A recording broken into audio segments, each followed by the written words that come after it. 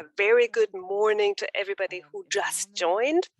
On behalf of Facing Finance and the Friedrich Ebert Foundation, I would like to welcome you most cordially to this event on banks and their influence on global plastic pollution. We have two topics that we're going to cover today. Number one is plastics, number two is banks. But of course, both topics have a lot to do with each other. When we talk about plastics, we will look at the pollution side of it. So this is what we will concentrate on, but we will also look at the entire value chain and the role of companies and corporations that participate in this value chain. When we talk about profits, of course, we will need to talk about where the money goes, finance flows, banks, insurance companies, funds, and of course the clients as well. What can we do? What should we do? Who has to change something and what has to be changed so that we can do something about this crisis? So much for an introduction. My name is Tina Blom. I work for the Friedrich Ebert Foundation and I am very happy to be your moderator for the next 70 minutes. We have a great panel with us today. You can see us here at this table. Of course, we would love to have you at the table as well, and we will try to do this because you can participate in this meeting. You can leave comments or questions in the chat. If you have any questions or comments, please put them in the chat. If you want to come in on something that is just being discussed, let us know that you have a question or a comment on what is being said right now, and we will, if we can, try to let you come in right now. If you want to ask your question in person, raise your hand. There is the hand raise function here in Zoom. And if you switch on your camera, we will also give you a seat at our table here. Switch on your camera, switch off your camera. We will make a recording of this meeting today. So if you don't want to be recorded, you are welcome to leave your camera switched off. These were a few technical preliminary remarks. And now I would like to introduce our panelists. I would like to start with the guest who has traveled here from afar, Von Hernandez. So all of you can test now whether you have the right button on the translation, the channel, and the Dolmetschen translation. Von, a warm welcome. Thank you so much for joining us today. We just said you are in a lot of different time zones given Zoom. You're now 6 hours ahead of us in Manila. So thank you for being here. You're the global coordinator of the Break Free from Plastic movement. That's an umbrella organization of about 2,500 organizations that are trying to find long-lasting solutions to the plastic pollution crisis. Prior, you served as the Global Development Director of Greenpeace International, and you're also spearheading a lot of environmental coalitions. You've received numerous prizes as a hero for the environment. So we are truly thrilled that you're here with us today. Thank you so much. Als nächstes möchte ich Frau Silke Stremlau vorstellen. Sie ist Next, I would like to introduce Silke Stremlau, who is a member of the board of the Hannoversche Kassen, who is when she's in charge for capital investments, corporate communication, and sustainability. She is also deputy chair of the Sustainable Finance Committee of the federal government, and she will wear both hats today. So she will share her impressions with us. Yesterday, I went to a profile bio and I saw that you have a saying in the background and you're asking for more courage, please. And I am really looking forward to the courage that you're going to display today here. And last but not least, on this panel, we have Vanessa Müller from Facing Finance, who is project coordinator for Dirty Profits report.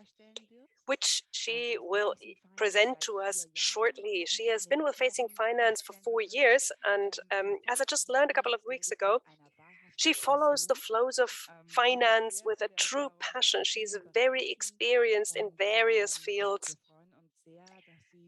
concerning global finance, and we're very happy that you put in so much energy into this report. Of course, she didn't compile it alone. Thank you very much to Thomas Küchenmeister and the other colleagues at Facing Finance. And it is a very extensive report. We as the Ebert Foundation are very happy that we were able to support it. We're not the only supporters or sponsors. So thank you very much for the other sponsors, Brot für die Welt, Miserio, the Kindernothilfe and the Swedish Embassy. Now I will hand over to Vanessa, who will introduce the Dirty Profits report to us and who will take us through the most important findings. Vanessa. Genau, hallo. Yes, good morning. Sie können alle meine Präsentation sehen. I hope you can all see my presentation. Perfekt. Dann hallo und herzlich willkommen auch von mir an alle. Good morning and welcome to all of you. I'm Vanessa. I have already been introduced and I work for the Facing Finance NGO at the interface between banks and companies and also the plastics industry. In the spring of this year, we published a report in the series of the Dirty Profits series that we edit and publish every year to inform people about misbehavior of industry in certain areas and also highlighting the role and responsibility of banks as capital providers.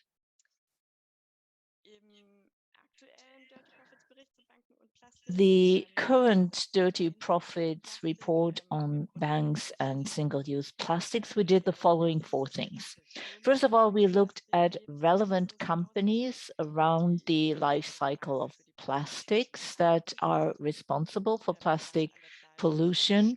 14 companies were selected, among them companies like ExxonMobil or BASF, who provide raw materials like oil and natural gas and synthesize plastics, and then consumer goods companies like Coca-Cola, Nestle, and internet portals like Amazon and Alibaba, who have a very high use of single-use plastics. Then we looked at the 8 largest European banks, and then we calculated how much money these 8 banks gave the 14 companies in the 3 or 3.5 years of the project, how much they invested.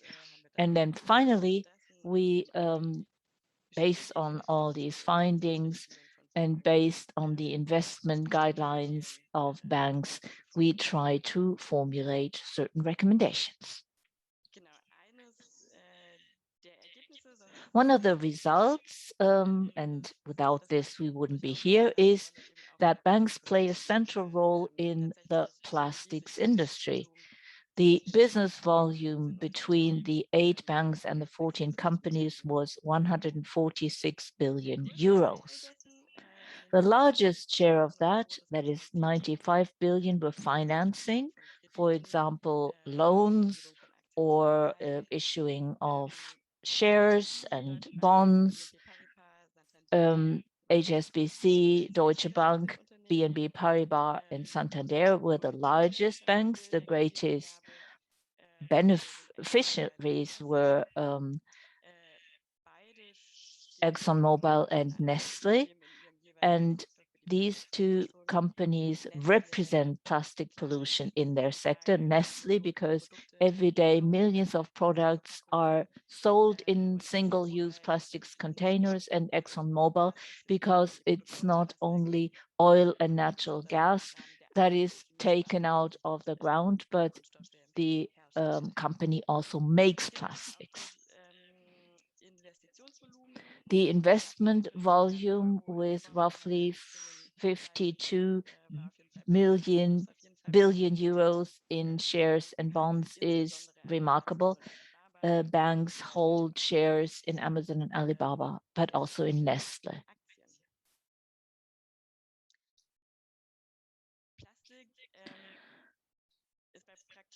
Plastics is a blind spot almost among all banks when it comes to human rights or arms trade, etc. Banks have developed guidelines that might not always be fully satisfactory for us, but for plastics, they have practically nothing.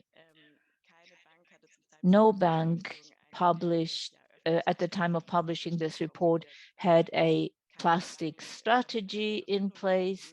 None of the banks really disclosed their relationships with the oil and natural gas companies in the context of plastics production. We saw some first attempts with ING and BNP Paribas, but these companies still had double-digit participations in the industry. Most other banks didn't even mention the word plastics in their guidelines or on their websites.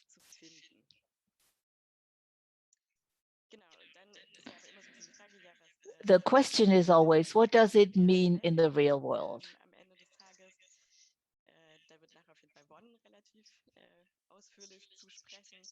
One will probably cover that extensively, but I would like to make two remarks. First, if plastics companies do not change their approach, the 1.5 degree goal can be dumped in the strictest sense of the word.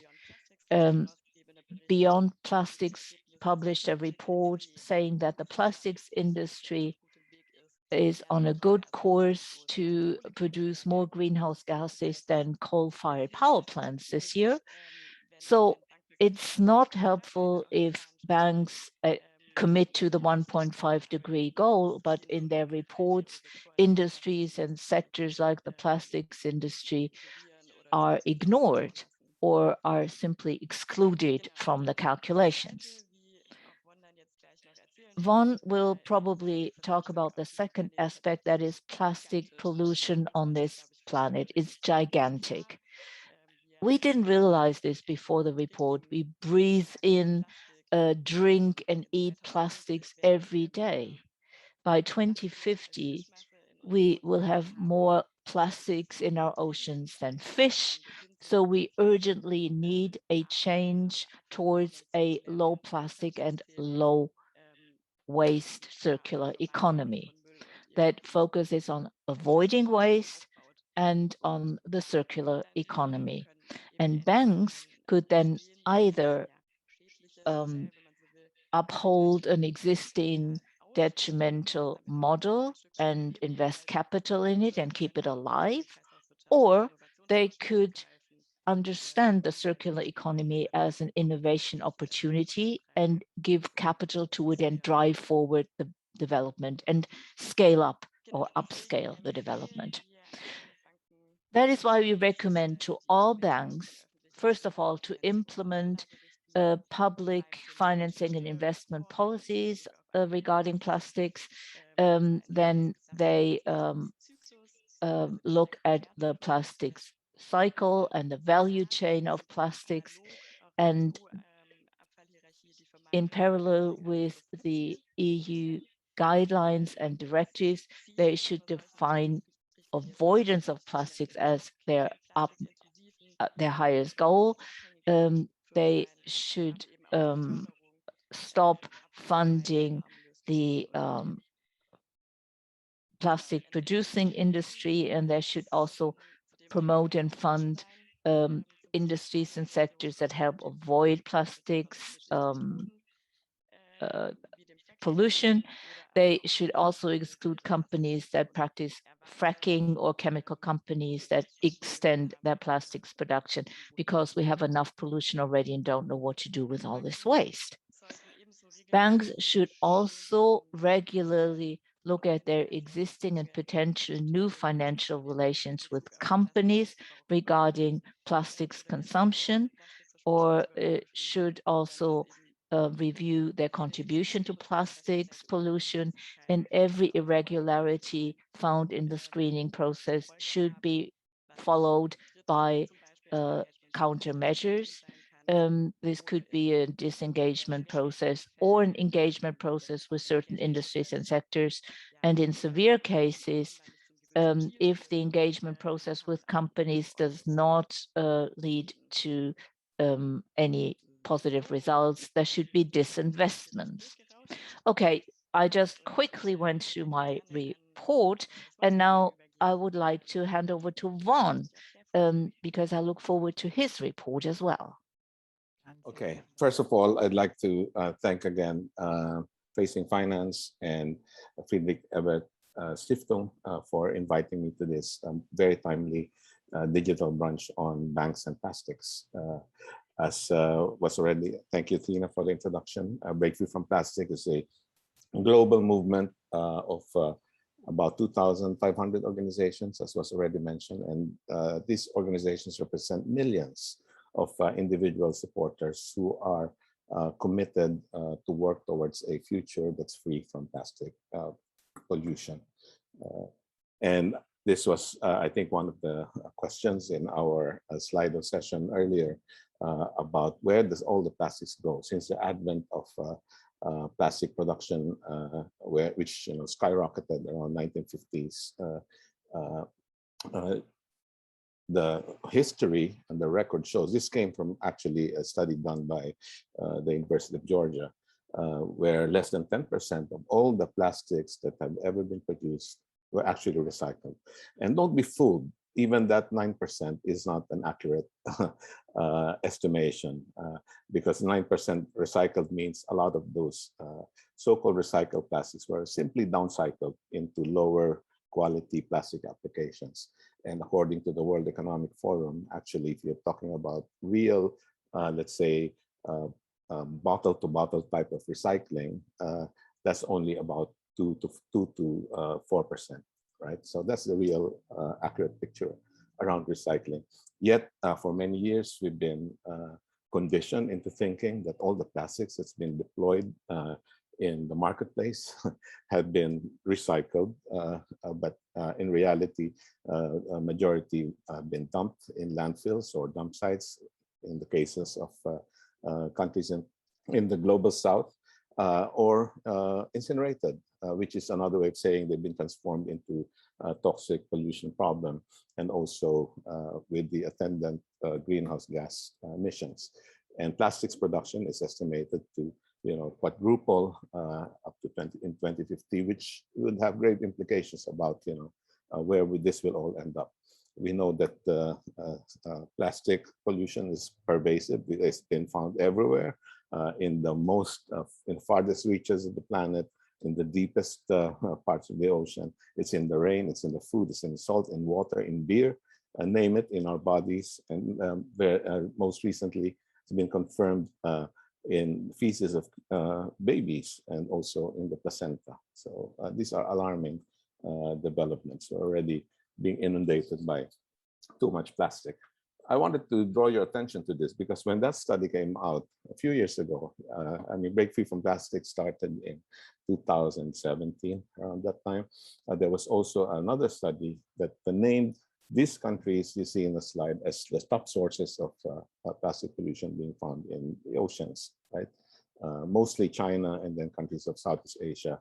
You have Nigeria as well, included in this list. And there's like an implied narrative in this study. First of all, it presupposes, and people will get the impression that the citizens of these countries are undisciplined, undisciplined lot that we just throw away things haphazardly in the environment, and that the waste management infrastructure is simply not present, right? But the reality, of course, is far from that. This is just a simplistic way of characterizing the problem. It ignores, for example, the fact that most of the plastic waste that's generated in the West in the rich countries of Europe and also in the US have for decades been sent to China, right, for so-called recycling, until China in 2018 decided to stop the practice through this national sword policy, and in 2020 completely banned importation of contaminated or mixed plastic scrap, and which then compelled the United States and some European countries to look and scramble for alternative destinations for their plastic waste. Vietnam, Indonesia, Malaysia, the Philippines suddenly found themselves inundated, their ports inundated with all this plastic scrap. And in fact, the picture you find in the cover of this report that we produced together with Gaia a few years back is a picture of a farming community in Indonesia that has overnight been transformed into a dump site, right? Because of all this waste that came as a consequence of the Chinese ban. And that led the Basel Convention also to agree provision not to restrict global plastic waste trade without, the informed consent of receiving countries. And many of the shipments have started to be sent back. But not to say that this is not continuing, it's still happening. But this underscores the fact that when you talk about, China on Southeast Asia being the top polluters, plastic in the world, that they actually also, most of the waste in the West are ending up in the same countries. The other thing I'd like to emphasize, and this is a video clip of a cleanup operation, a 10-day cleanup operation that's been done in Manila Bay. It's actually a wetland site, a Ramsar Convention wetland site for migratory bird species. And what our volunteers have done here was actually to do the cleanup, but at the same time audit the kind of waste that is normally found in these beaches, right? So we call this a brand audit. So it's elevating the cleanup by documenting and actually counting and auditing the brands that we find. Because the thing is, as this video will continuously show, even if you do cleanups, the problem will just keep coming back, unless you really address the source of the problem. And much of the waste that we found in these cleanups and audits were actually come from, for example, this type of packaging, very prevalent in Global South, particularly in Southeast Asia. We call them sachets. They're multi-layered, single-serve packaging, shampoo, coffee, name it, noodles, you have it. And this packaging products this way, they can never be recycled, and that's one reason there's no value to them, and that's the reason why they often end up in nature. And industry is set to increase the production of sachets in this region to 1.3 trillion packets in 2027. Already we are drowning in this kind of waste. But that also underscores the next point I want to make. Apart from the waste coming from OECD or industrialized countries, the kind of plastic waste that's building up in our societies and our environment actually produced and manufactured by these companies, right? From our brand audits, we found 4 years in a row we've been doing this. The last one, we just launched the report a few days ago. This was participated in by thousands of volunteers in 45 countries. We've documented and counted more than 300,000 pieces of plastic. And you see Coca-Cola as the #1 polluter. In fact, the amount of plastic Coca-Cola branded waste that our volunteers found is more than double, let's say, the amount of plastics coming from the other top polluters, which cements its reputation as really the world's leading polluter, especially because they produce 100 billion bottles of single-use bottles every year.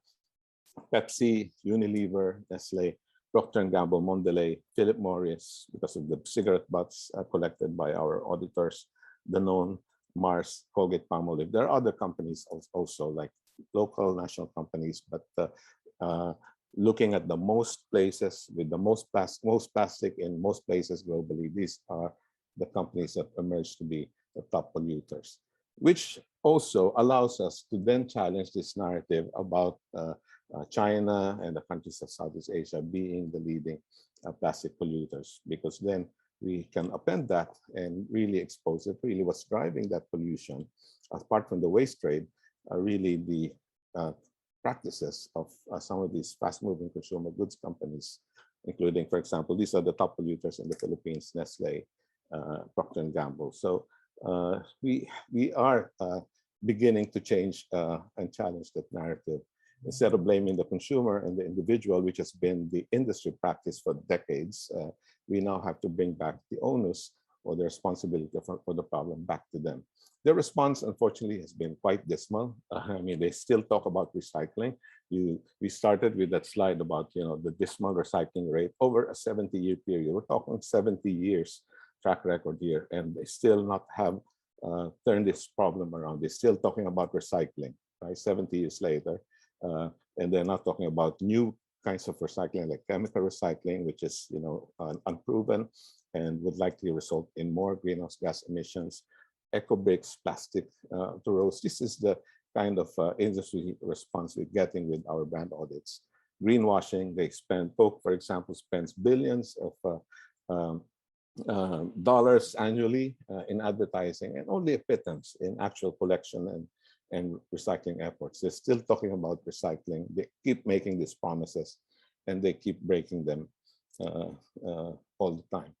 Breakthrough from Plastic did a scan of all the industry solutions or supported solutions to the plastics crisis a few months ago, and we found that a great majority of these projects by those top polluters that I mentioned earlier are what we consider false solutions. 85% talking about pie in the sky, unproven at scale technology, or initiatives that would, you know, exploit cheap labor in the global south to allow informal sector, let's say, to collect and dispose of their waste materials, or announcing initiatives and then nothing really happens. So this is a sad state of affairs currently. An example would be Nestle, who's now claiming to be plastic neutral in the Philippines, which is of course laughable. They basically saying that they're paying informal waste workers to collect a similar amount to the amount of packaging that they're putting out in the Philippine market. The waste is indeed collected in partnership with local government units, but then they are burned in cement kilns, right? And in the Philippines, incineration is actually banned under the Clean Air Act.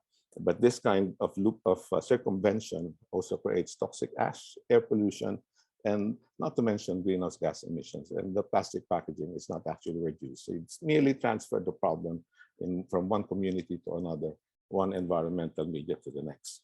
And of course, we are aware of this huge industry alliance.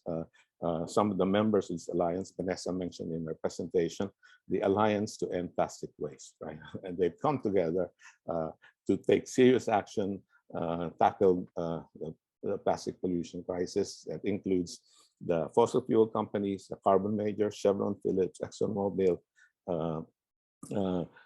SABIC, and also some waste management companies, some petrochemical, and some FMCGs like Procter and Gamble.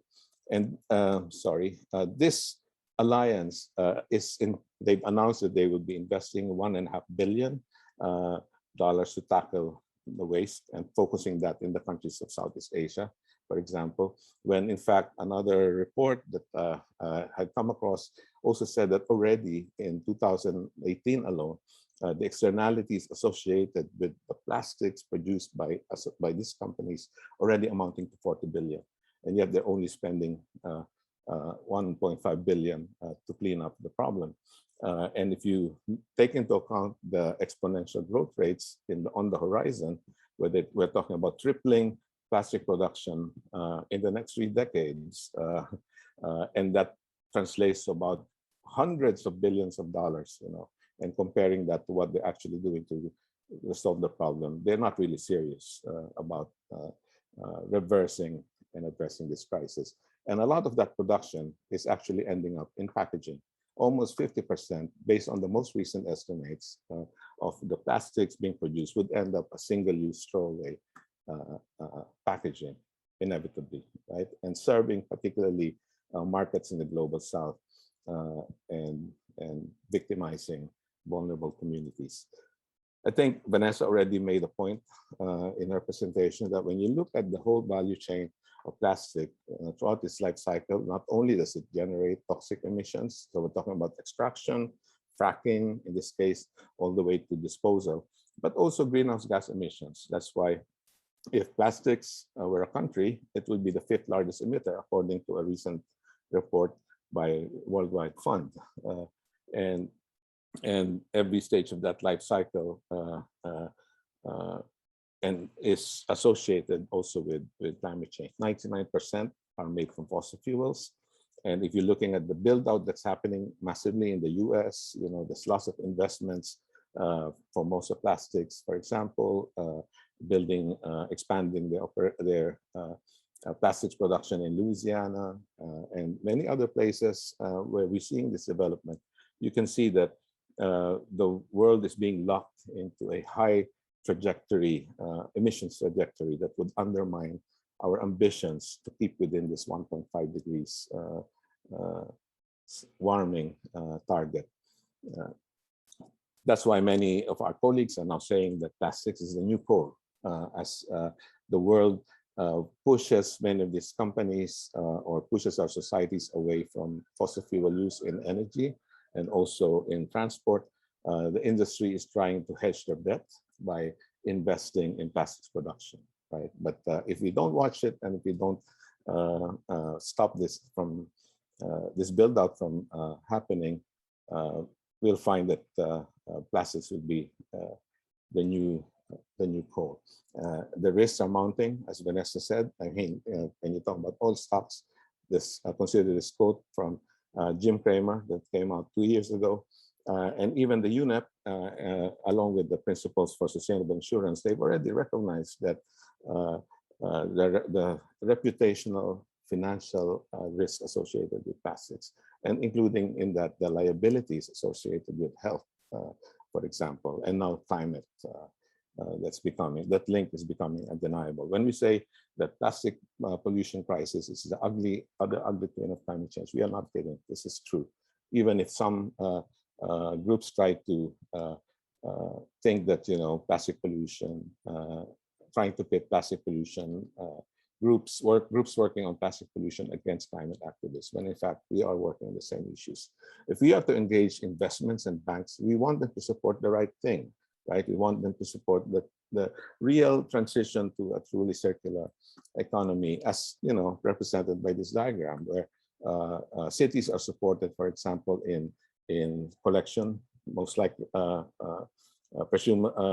preferably decentralized collection, where recyclables like paper, glass, metals are collected, brought back into the productive economy.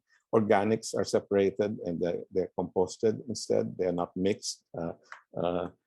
And we find many zero-waste communities and models like this happening in the Philippines already. And then you look at the residual component, you know, stuff that you cannot recycle, the stuff that you cannot compost, and examine those materials and then ban them. So these are mostly your single-use plastics, the sachets, the straws, the plastic bags, and get companies that produce them to redesign.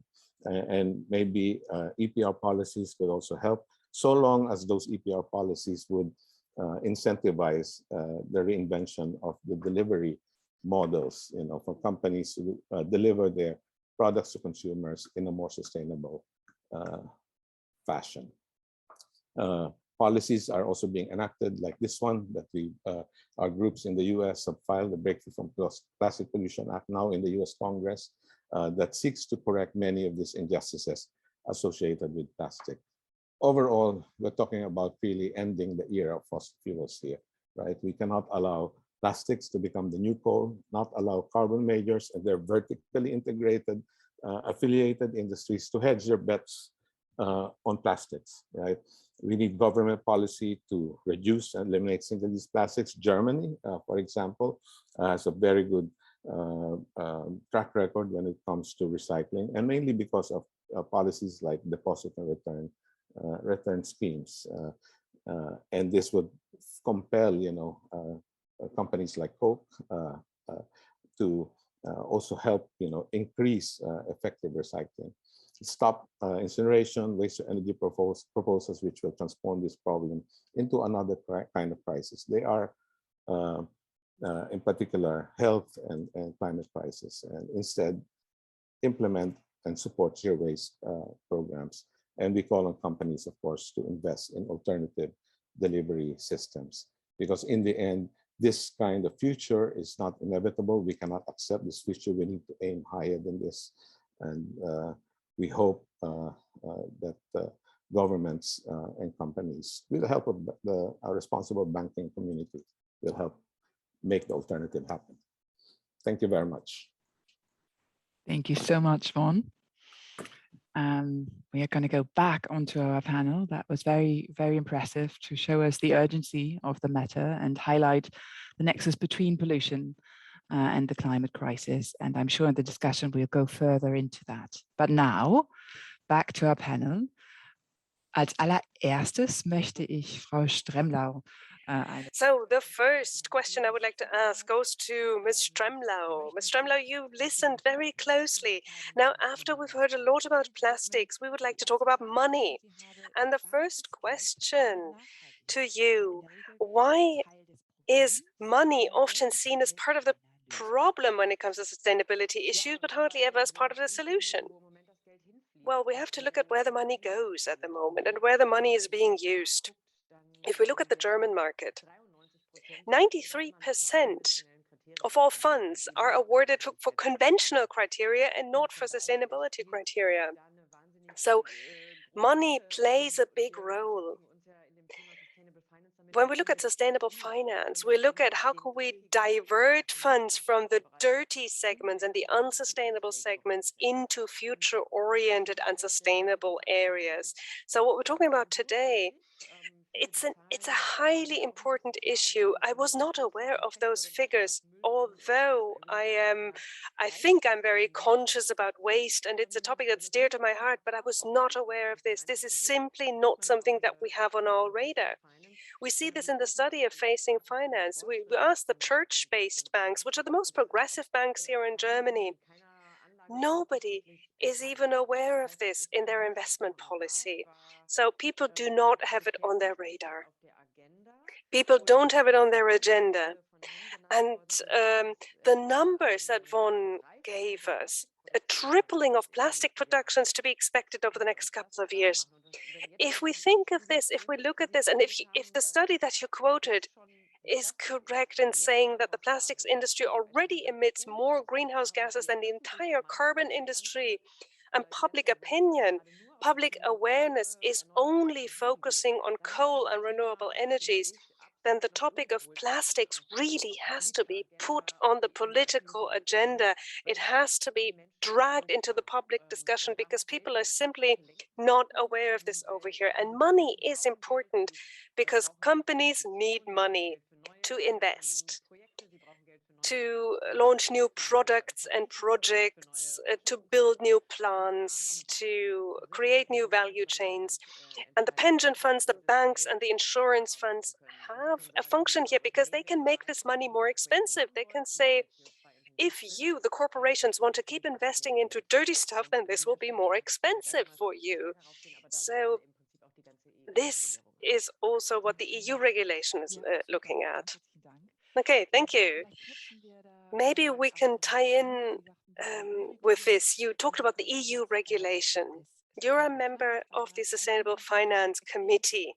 Perhaps you could explain to us what the Sustainable Finance Committee is and what role the federal government has in this respect. And then how does this fit in with the EU plans? Because they have this topic of sustainable finance on their agenda.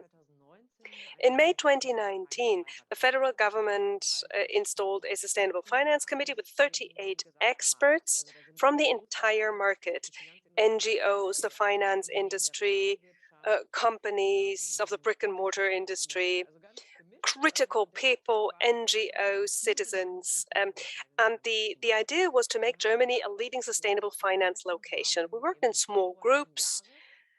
So we had working groups, gave 31 recommendations in February this year. a wish list that we have to the federal government, but also what we want the market to do so that Germany can become a leading sustainable finance location. Reporting, risk modeling, but also education and awareness raising, so as to upgrade the skills and the knowledge of the bankers and the investment managers. The federal government funded this. They took on a couple of recommendations, but left it a bit vague in many places. Of course, the handicap was that the federal government would be finite. We have a new government now, and they will have to implement this now.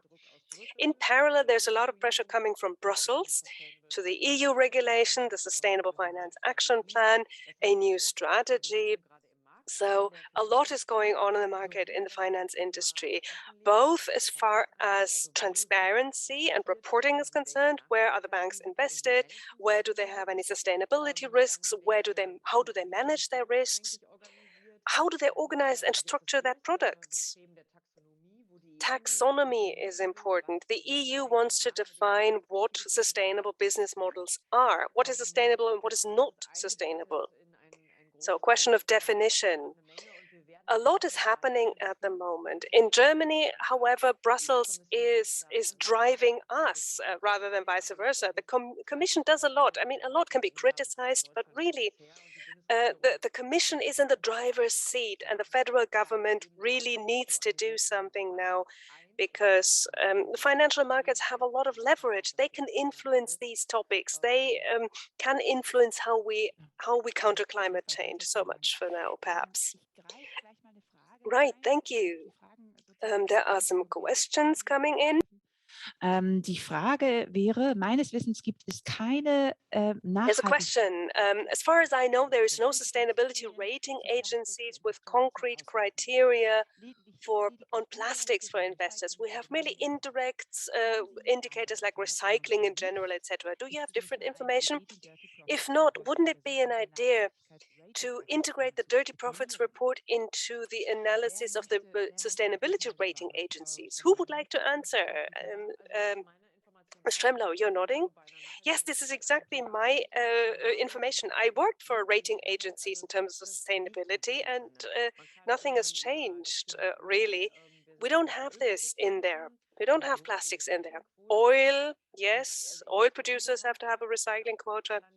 And I am an investment manager as well. We are not invested into plastics intensive companies. We would not do this. We also wouldn't buy their bonds.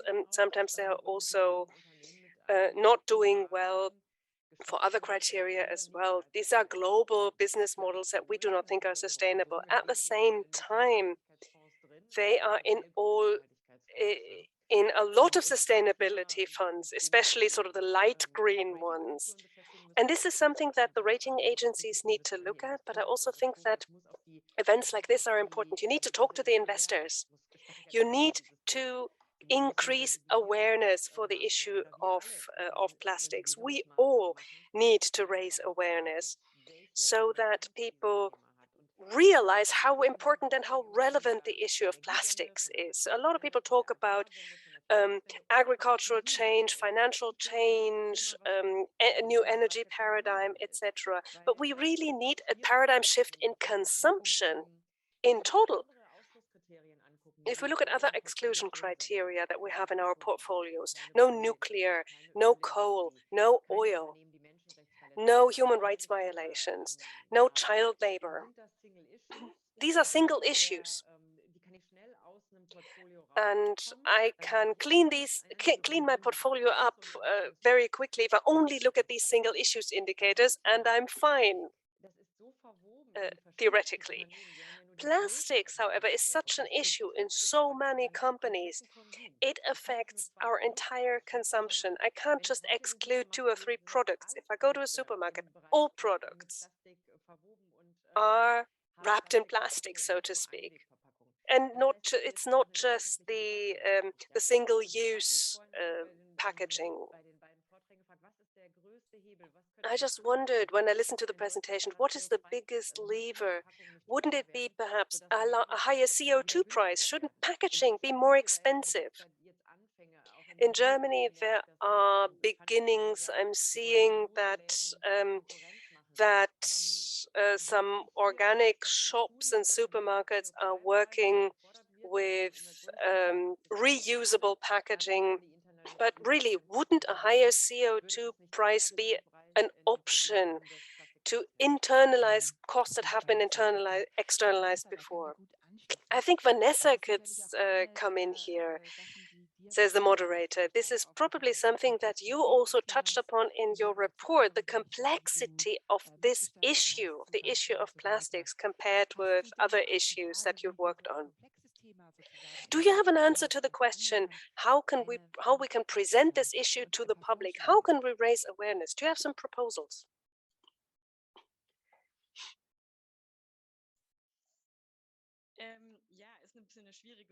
It's a bit of a difficult question because you're right, it is such a complex and complicated issue, and there are so many levels to it. I can only say that plastics really surprised us, the magnitude of the issue. I mean, we looked at human rights, labor rights, mining, and then we were amazed how big the issue of plastic is. But I always think it's a bit difficult, and that's also what Von said in his presentation,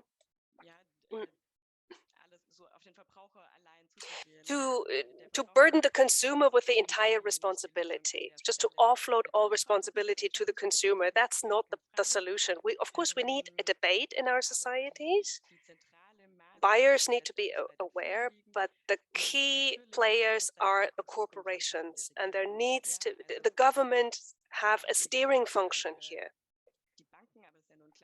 Banks, yes, banks play a role, but in the end, we need legislation that creates incentives to minimize plastics, to minimize the use of plastics by companies. I think the CO2 price is a charming idea.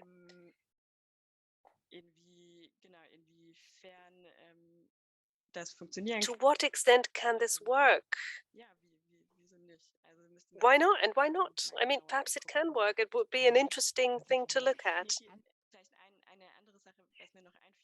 Maybe something else, one more thing that I thought of when Stremlau talked about taxonomy and definitions.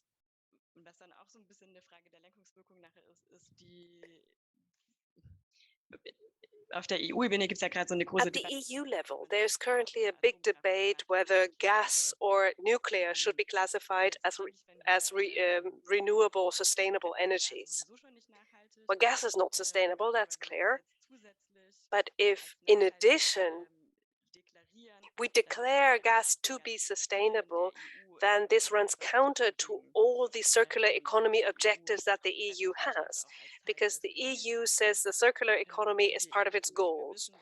And we know that gas production, fracking especially in the United States, fuels plastic production immensely, because methane is a side product of fracking, and this is instrumental for plastics production. So this is something that the EU level needs to understand, and the governments need to understand when they look at what do we declare sustainable in terms of energy carriers. So, and I think this really is where the leverage is, not with the rather than with the consumers. Vanessa, could you please explain to us what circular economy is? I mean, we all use the term, of course, but how is it defined? And what does the finance world have to do with this? I think it's difficult to define the circular economy just in one sentence, but circular economy is a concept that really has something to do with how we can live within the boundaries of what the planet can supply. At the moment, we extract commodities, we make products with these commodities, we trade these, we sell them, and then we throw them away. This is a very unsustainable way of living.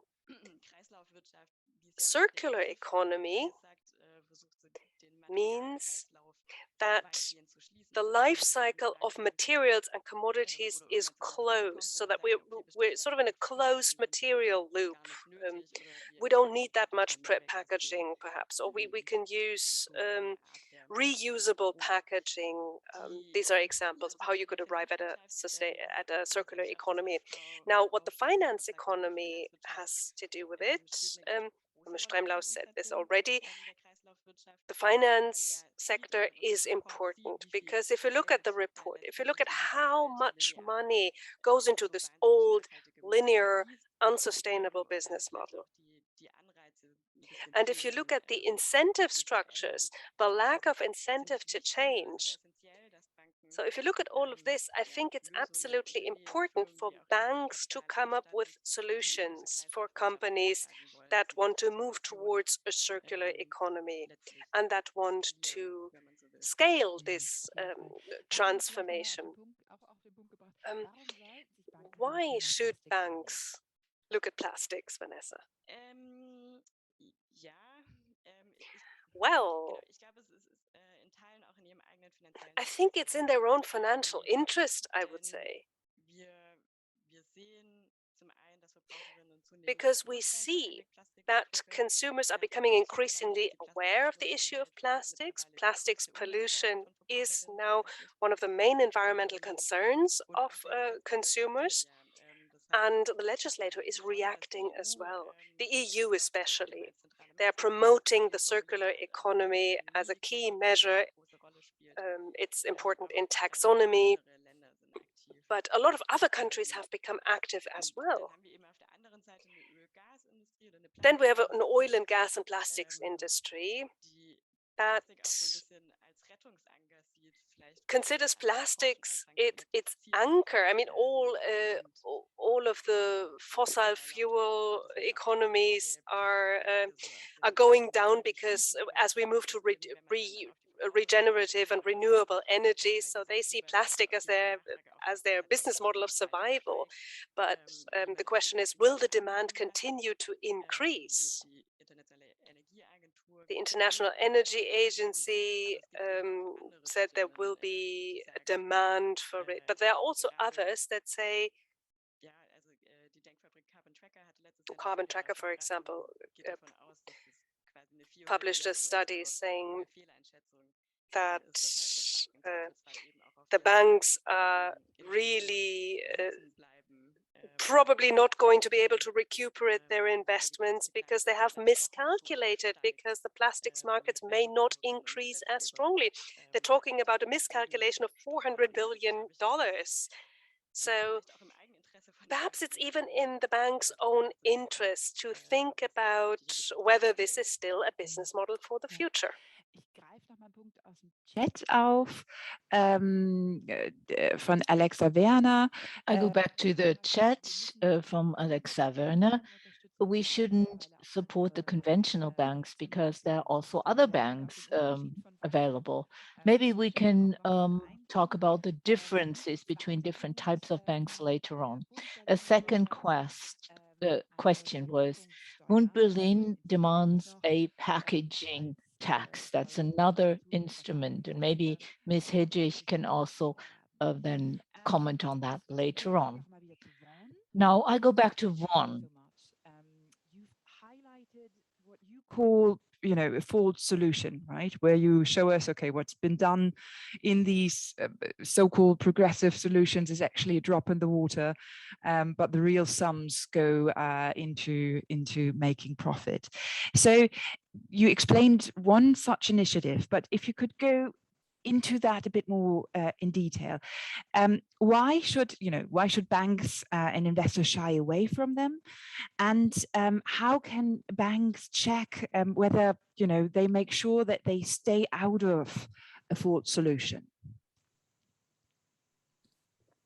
Thank you for the question. I think if you're referring to the zero waste systems, for example, that some of the cities that we partner with are implementing, that's the kind of solution that we'd really like to see more of.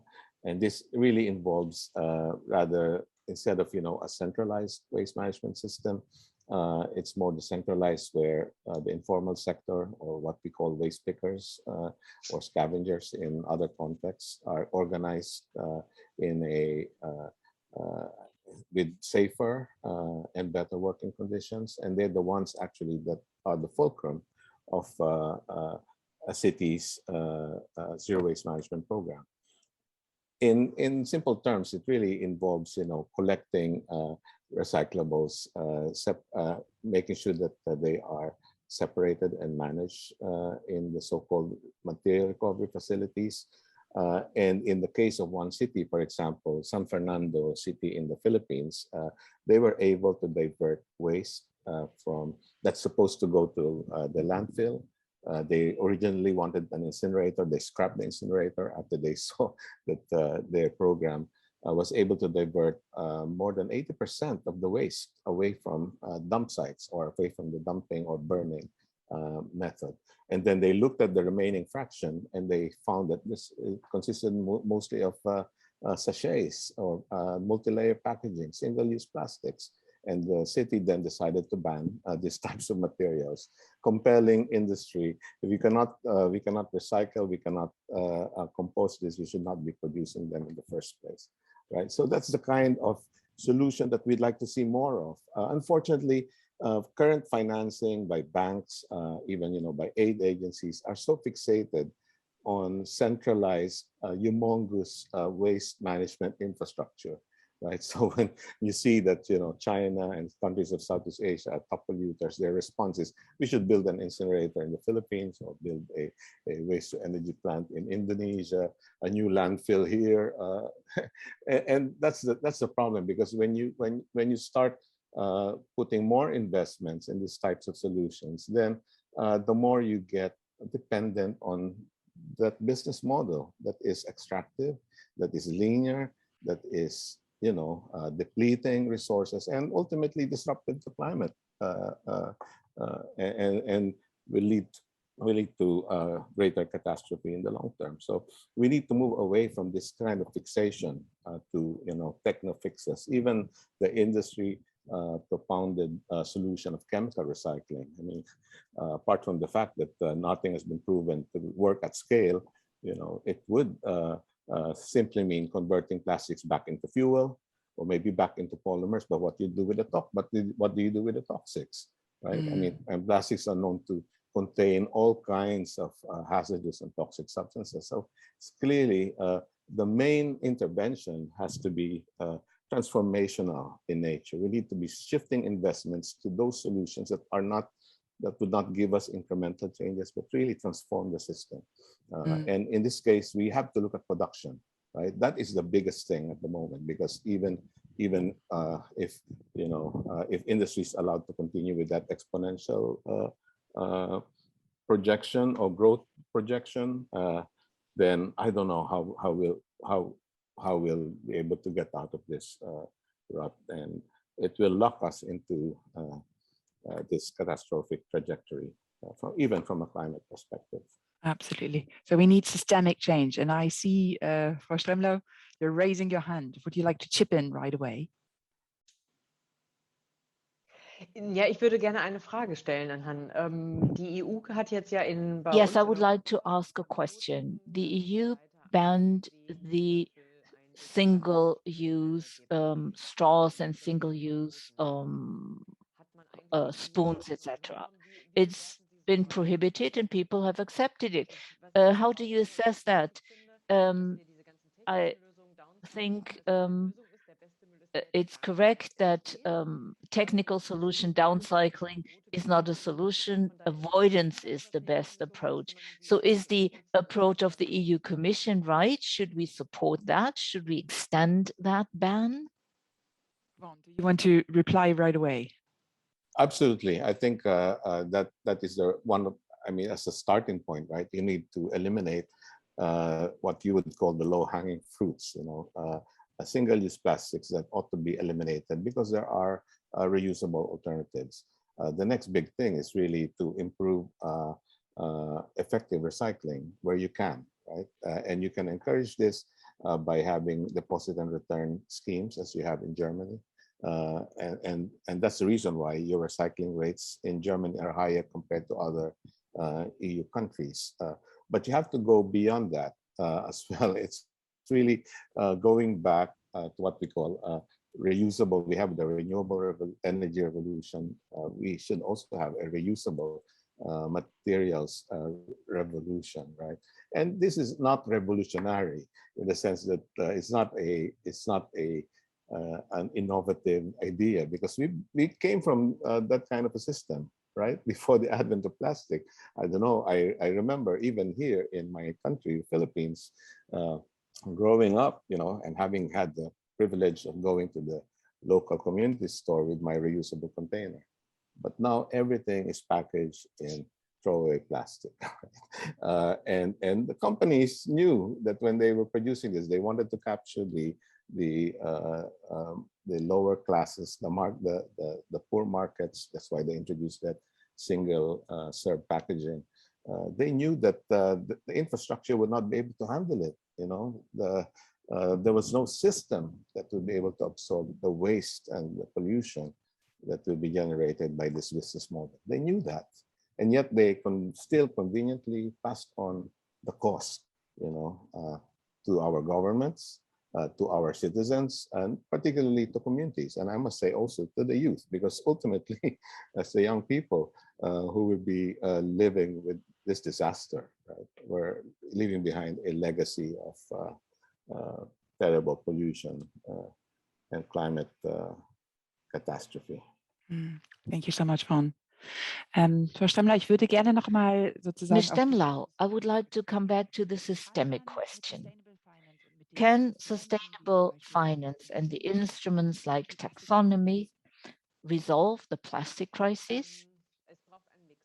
Well, what we need is a mix of instruments. We clearly need legal provisions. What kind of superfluous single-use packaging has to be banned? That's the quickest way. And I really no longer have time to wait for self-commitment of industry. Sorry, it's been nicely described to invest 1 billion in order to get plastics out of the ocean. You have to get to the roots. We need legal provisions and legal requirements, and we need the internalization of external cost. At the moment, we're externalizing the internal cost of plastic production to entire society, and this has to have a price tag. Plastic packaging has to be more expensive because that's the evil behind it. Single use is cheaper than reuse. Plastics is cheap, oil is cheap, so I make plastics packaging. So I need the internalization of external costs so that the reusable products become cheaper. And that is then an incentive. As an investor, I must say, I haven't been offered any financial product that really focuses on the circular economy. I get lots of funds for renewable energies, infrastructure projects, also transport projects, but I haven't seen a circular economy fund yet. So signals are necessary also to companies that this is a focus of politics to tackle this problem and to establish political framework conditions and price signals. Then markets and companies can react, and we investors can react as well. And taxonomy will, of course, support this approach. Vanessa Miller said it. Taxonomy will then define plastic production as sustainable if at least 90% recycled material or maximum 10% single-use plastics is in it. Then it is sustainable according to the taxonomy. And most companies cannot achieve that. So that's a correct incentive, saying companies, if you want to be in accordance with taxonomy, you have to change your plastics production. I don't know whether Unilever and Nestle are impacted by that, whether for them it's an incentive. In other industries, taxonomy creates incentives. So it's clear for the decision makers in industry that they have to change their business models if they want to be compliant with the taxonomy model. So I think it has an influence. It takes a couple of more years, but I'm clearly convinced we need a mix of the different dimensions and instruments, CO2 price, legal requirements, and taxonomy, then systemically change is possible. You just said you don't believe in self-commitment of industry or of banks, but let's go back to banks and financial institutions. How much can we expect from them? How can we motivate them to motivate themselves or to commit themselves? You have to make it clear to them what the financial risks are. On the one hand, you always have to appeal to their attitude. What world do you want to live in? You have to be aware of your responsibility. That's one side of the coin. But on the other side, you have to tell them, if plastics is the new coal, and this is what I understood today, if excessive growth scenarios are projected, and thus the plastics industry has a much greater impact on climate change as the public debate admits at the moment, then we have financial risks involved. Then we might have stranded assets in these companies, reputation risks, and business models that no longer work because the CO2 price will increase and thus plastics production will also become more expensive. And then banks have an original economic interest in minimizing these risks. So they have to put this on the radar, like biodiversity, that isn't on their radar either. Thank you very much. We are running out of time. Und ich wollte noch mal ins Publikum schauen. We're running out of time, and I just want to get somebody from the audience who might to come in. You have an opportunity and you can switch on your mic and ask your question. So you can consider whether you would like to ask a question. I go back to Von and ask him now. You talked a lot about national regulations. And explain to us what the UN Treaty on Plastics Pollution is, and why do we or do we not need a UN treaty? Thank you. Great question. Definitely, absolutely, we need a global treaty on plastics, right? Even if there are already existing international agreements or treaties that somehow address parts of what you call the plastics value chain, like for example, the trade in plastic waste, which only addresses one part. And meanwhile, the discussions at the UN Environmental Assembly is that maybe we need a treaty to govern marine plastics pollution. And we say we actually need a global treaty, yes, but we need it to be more encompassing than that. We need to be looking at the entire plastics life cycle. Again, underscoring the links, for example, of extraction, fossil fuel extraction, the links to climate change, the obvious links to climate change, and also the other aspects of it, like throughout manufacture and use, the toxic substances involved as well. And then before we even get to disposal and waste management, right? So there needs to be a treaty that is fully encompassing of this entire value chain. And we hope that the upcoming assembly in February next year in Nairobi will lead to an agreement to really embark on such a global mandate. Ich spiele die Frage auch noch mal an Vanessa und an Sie, Frau Stemmlau. I would also like to forward the question to Vanessa and Ms. Stremlau. Do we need a UN treaty? And do you see any stumbling blocks, any obstacles at the international level? Would one of you like to come in on this? Okay. Well, first of all, I think a UN treaty on plastics is extremely important. For us, the question is always, what do banks have to do with this? How do the banks come in? Because this is international law. We have states that are contract parties, not companies. And depending on how closely you look, for example, when we talk about ammunition,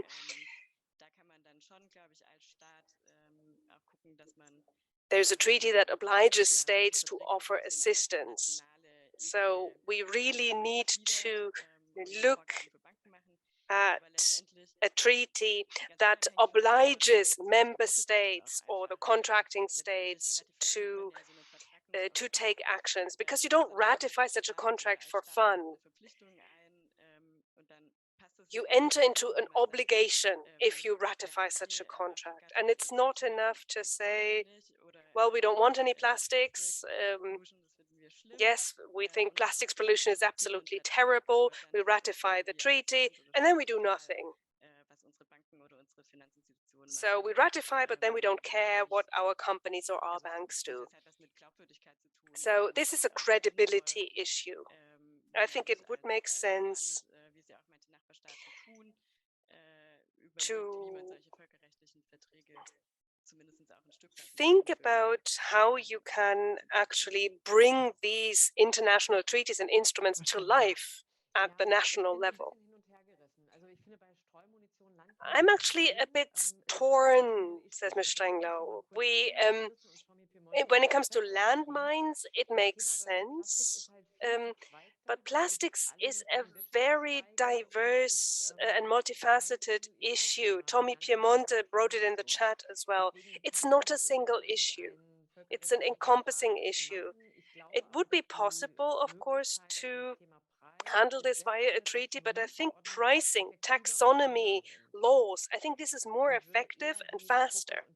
So that is what I would focus on. That's what I would focus my energy on, the national and the legislative level. Last question, we're already running a bit late. Question to all of you.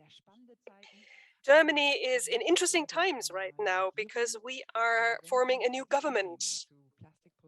Now, if would you have a wish to the new federal government when it comes to plastics and profits? If you could make a wish, Von, let's start with you. And if you could urge them to do something concretely with regard to this topic, what would it be?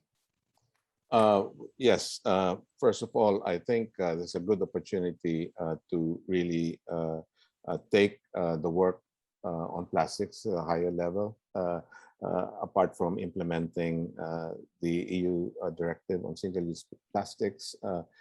There's also an opportunity to stop exporting plastic waste to, let's say, less developed countries. And we've had instances where, we've found German waste in Turkey and even in Malaysia, for example. So that has to stop, right?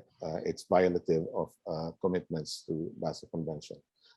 And at the same time, also, Germany could again be a leader on the reusable revolution, right? How do we develop the logistics that would really enable and mainstream reusables instead of this reliance on single-use and throwaway packaging systems?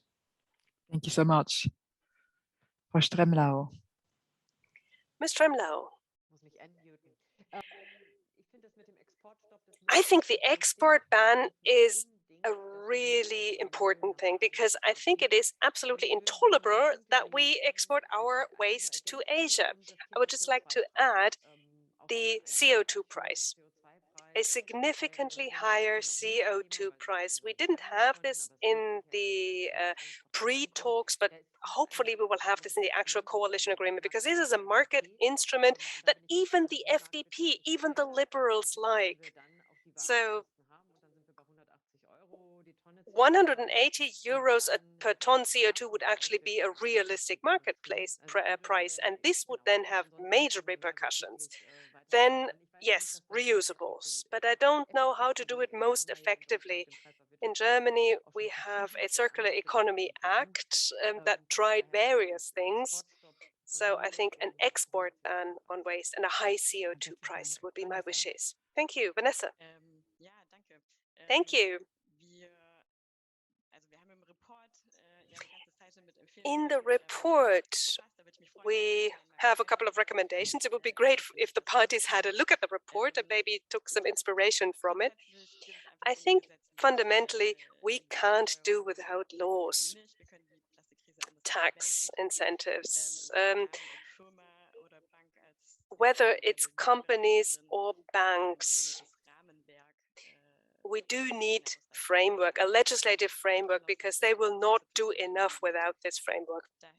Ms. Stremlau said that self-obligations really don't work. So yes, incentives for companies to avoid plastics, to bank on reusable models, and also for banks, incentives for banks to accompany and facilitate the circular economy, and also incentives to reduce packaging. Great. Thank you very much. I have nothing to add to these final remarks. I would like to thank all of you very much for being with us. Thank you to the audience for being there. It was really just a very short appetizer. We noticed that it's a very complex topic, and it's not given enough of a priority on the agenda. Plastics is the new coal, and how do we put it on the agenda? How do we promote a circular economy? The 9th Dirty Profit report is already in preparation, so stay tuned. There will be more information soon. We look forward to your interest in this report. Thank you for your comments and questions in the chat. There was a wish for the presentations. Yes, I think we will talk to the speakers and then ask them if we can make available the presentations.